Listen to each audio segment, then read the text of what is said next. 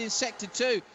It strikes me that as a problem. Now remember, when the pit stop was taken, when they were taking part in the pit stop, Pierre Kaffer was looking at the front left of that car, that Ferrari, and I wonder if maybe in that chaotic start there was some contact, and it looked like he possibly ran wide in that first lap. Roda, meanwhile, is fighting for everything he's got to try and keep Collard behind on what is the last lap. Now I think that as they cross the line now, 53.190, 53.194, Collard is closing right down. It was just half a second between the two of them.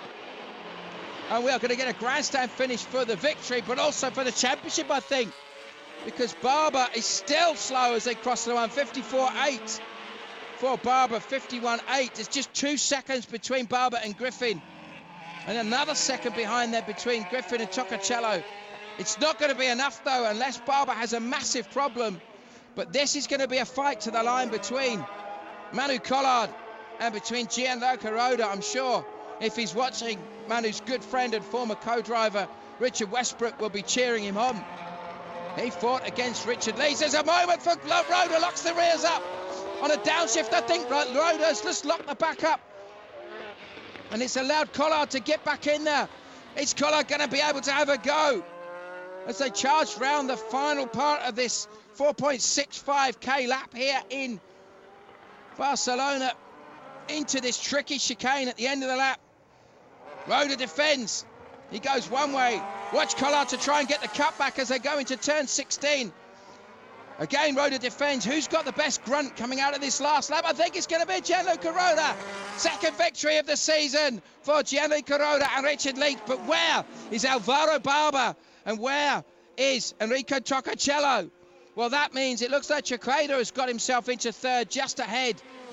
And now that is Barber with Griffin behind him. It's going to be Alvaro Barber who's going to hold on, I think.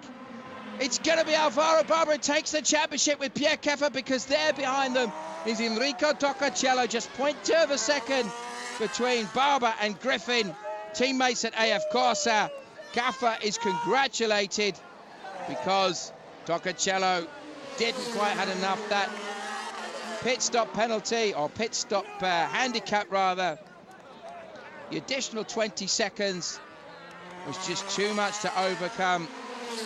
And with 8th position, Enrico Toccacello is going to have finished just a little bit too far behind. But with 4 wins at the start of the year, 2 wins in Valencia, 1 in Nürburgring and 1 at Imola, and a lot of very bad luck elsewhere throughout the season, it is going to be Alvaro Barber and Pierre Kaffer that take the championship. The International GT Open for 2010 champions are going to be Barber and Kaffer. Second will be Gianmaria and Toccacello, and third will be Narak and Pile. That is our championship winning car.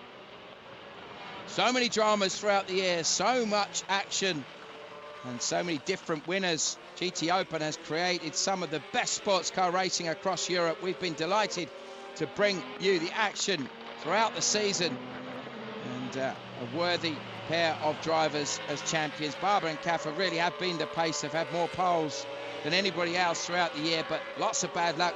But a great drive by Gianluca Roda under pressure from one of the best sports car drivers in the world,